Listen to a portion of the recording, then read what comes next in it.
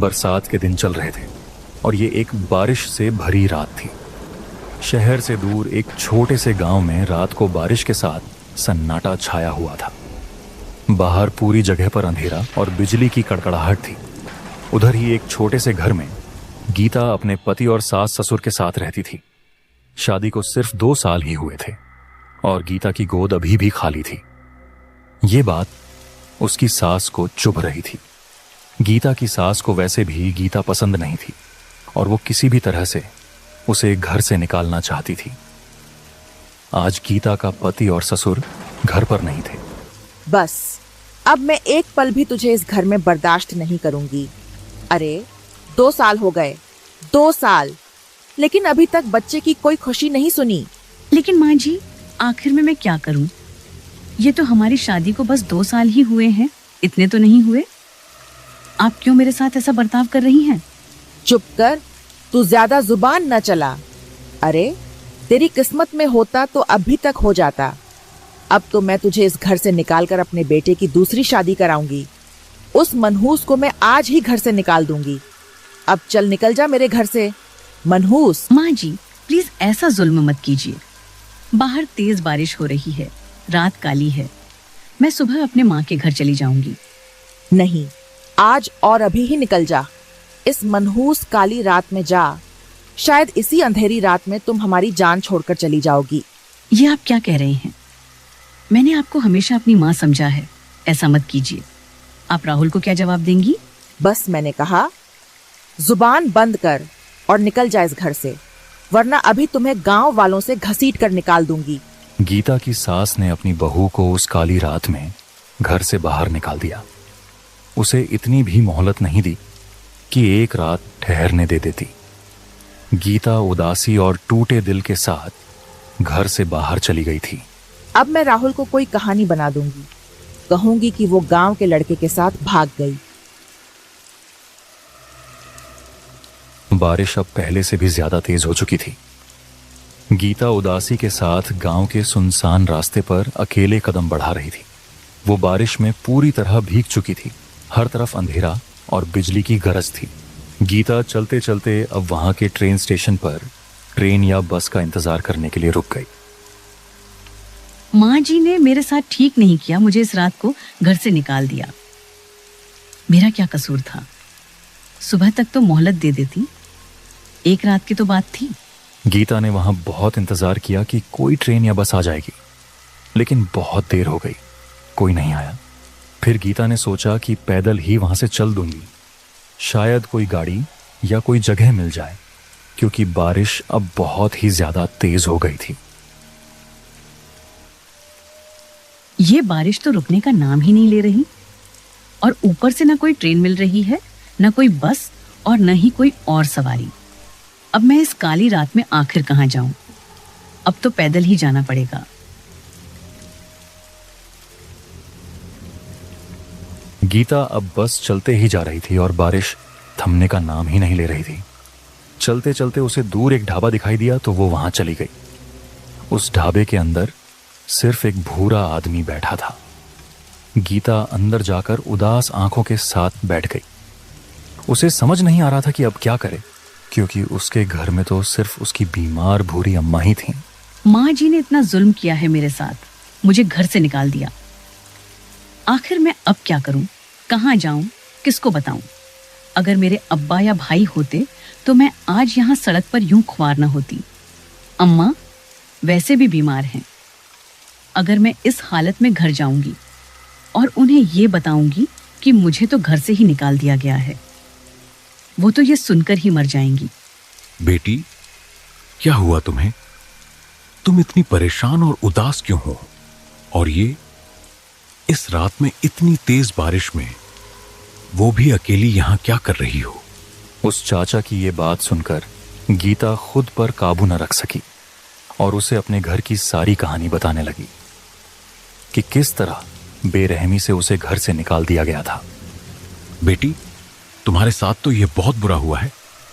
देखो, जैसे उसने किसी और की लड़की के साथ किया है, कल उसकी अपनी बेटी के साथ भी ऐसा ही हो सकता है।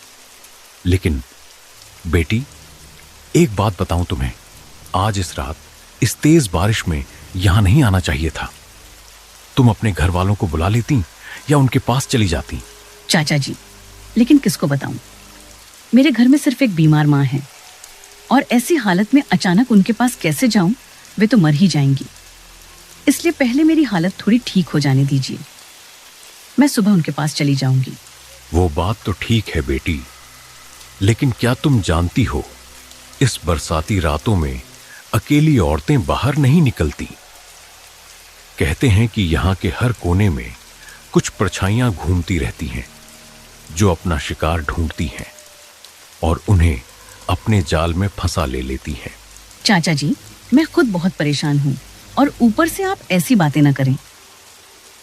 ठीक है, मैं अब चलती हूँ। कौन जाने कोई ठिकाना या कोई टैक्सी मिल ही जाए। लेकिन बेटी, थोड़ा सब्र कर लो, बारिश तो थम जाएगी। इतने रात को अकेले कहाँ जाओगी? बस चली जाऊंगी, कहीं ना कहीं तो पहुंच ही जाऊंगी। और बारिश वैसे भी इतनी जल्दी नहीं रुकेगी। अच्छा, मैं जा रही हूँ चाचा जी। गीता उदासी के साथ वहां से जाने लगी। चाचा ने तो उसे बहुत रोकने की कोशिश की, लेकिन बेचारी गीता को समझ ही नहीं आ रहा था कि वो आखिर करे तो क्या करे। और अब चलते चलते गीता एक सुनसान जगह पर पहुंची जहां चारों तरफ सन्नाटा और अंधेरा फैला हुआ था। वो वहां रुक गई और दूर से ही चारों ओर का मंजर देखने लगी। उसे दूर उस वीरान जगह पर सिर्फ एक अजीब सा पुराना घर दिखाई दिया। वहां बस वहीं एक घर बना था और उसके आसपास दूर दूर तक कुछ भी नहीं था। बारिश और तेज होती जा रही थी। हवा चीखों जैसी आवाजें निकाल रही थी और आसमान में बिजली की बहुत तेज आवाजें गूंज रही थीं।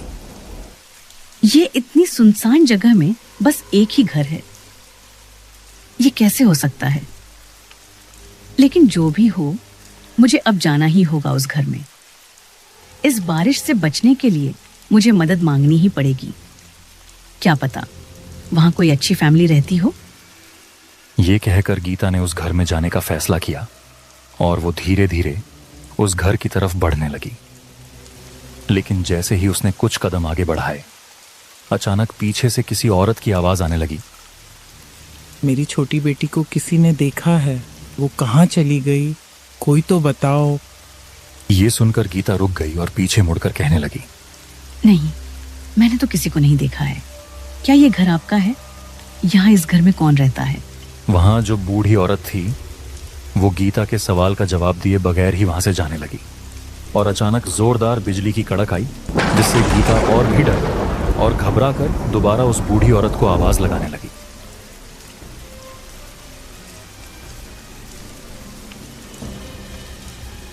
अम्मा जी, आपने मेरे बात का जवाब नहीं दिया। क्या ये आपका घर है? और अगर ये आपका ही घर है तो क्या आज रात के लिए मुझे यहाँ रुकने दे दें? मैं बहुत मजबूर हूँ, बरसात की ये काली रात है। कहाँ जाऊंगी मैं? बस सुबह होते ही मैं यहाँ से चली जाऊंगी। हाँ, ये मेरा घर है और ठीक है, तुम यहाँ एक रात गुजार लो, मुझे कोई मसला नहीं।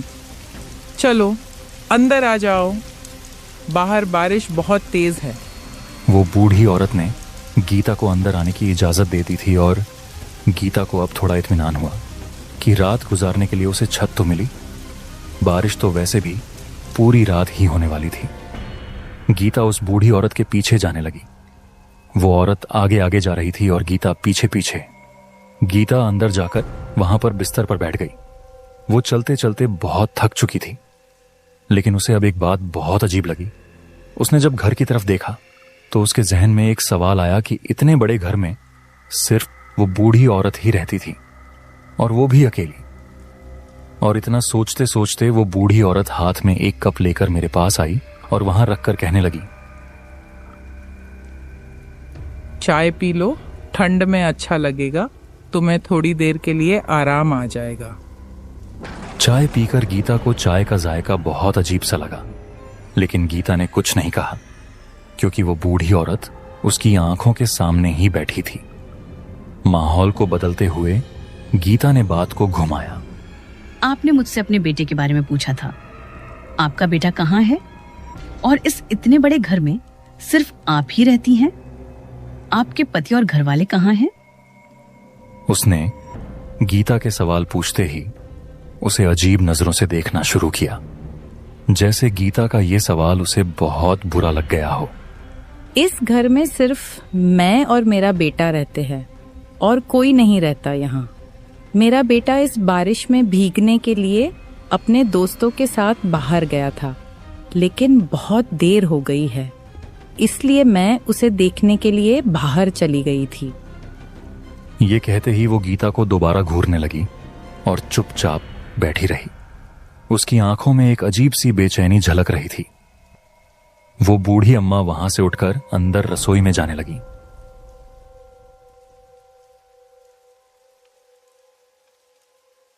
उस हल्की रोशनी में बारिश की आवाजें बहुत तेज आ रही थीं और पूरा माहौल डरावना हो चुका था। गीता को अंदर से कुछ अजीब सी खटपट की आवाजें सुनाई देने लगीं।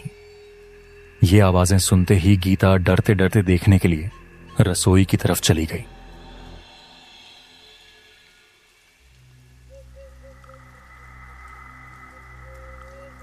वहां पहुंचकर उसने देखा कि वो बूढ़ी अम्मा कुछ पका रही थी, लेकिन गीता को देखते ही वो थोड़ी अजीब सी हो गईं और कहने लगीं, खाना पका रही थी।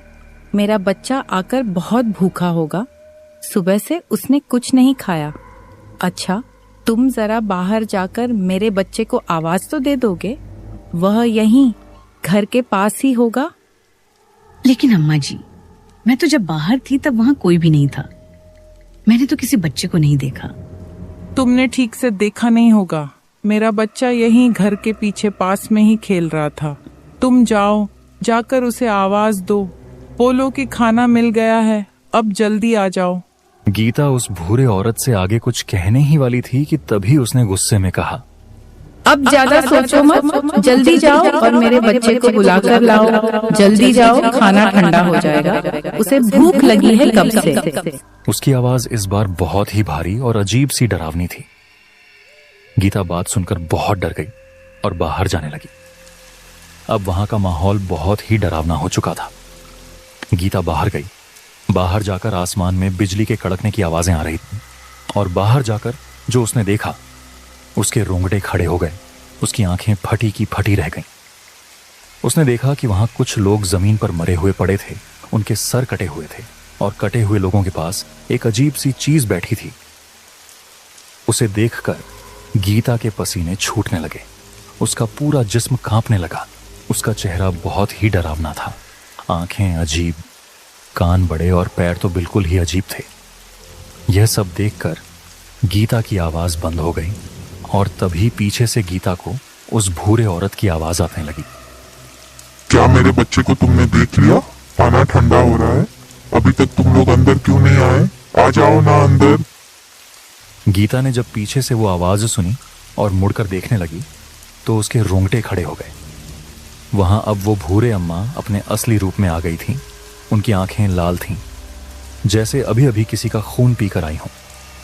उनका पूरा जिस्म खूंखार और डरावना हो गया था। माहौल बिल्कुल ही भयावह हो चुका था। अब गीता के पीछे वो अजीब सी चीज थी और आगे वो बूढ़ी अम्मा। बीच में फंसी गीता की सांसें रुकने लगी। हमें भूख लगी है, इधर कोई नहीं आता, इसीलिए जो भी गलती से यहाँ आ जाता है वो फिर अपना सर हमें दे देता है और हम उसका खाना खाते हैं। ये कहकर वो बूढ़ी औरत, जो अब अपने असली रूप में आ चुकी थी, यानी चुड़ैल थी, खून से भरी आंखों से गीता को घूरने लगी। गीता को अब कुछ भी समझ नहीं आ रहा था। उसके पैरों के नीचे जैसे जमीन ही जम गई थी और तभी एक तरफ से वो बूढ़ी चुड़ैल और दूसरी तरफ से वो अजीब सी मखलूक, दोनों धीरे धीरे गीता की तरफ बढ़ने लगे।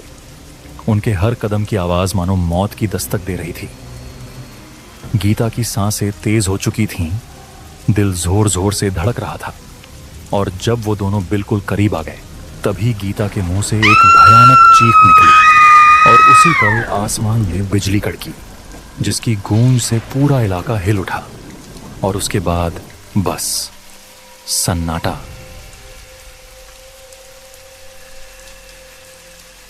अब गीता भी उनका शिकार बन चुकी थी। उन कटे हुए सिरों के बीच अब उसका सिर भी रखा हुआ था। उस भयानक रात में उस सुनसान जगह पर एक और बेकसूर जान अपनी मौत का शिकार बन गई थी। बाहर अब भी बारिश जोरों से बरस रही थी और आसमान में बिजली की गर्ज जैसे उस रात की दहशत को बयान कर रही थी।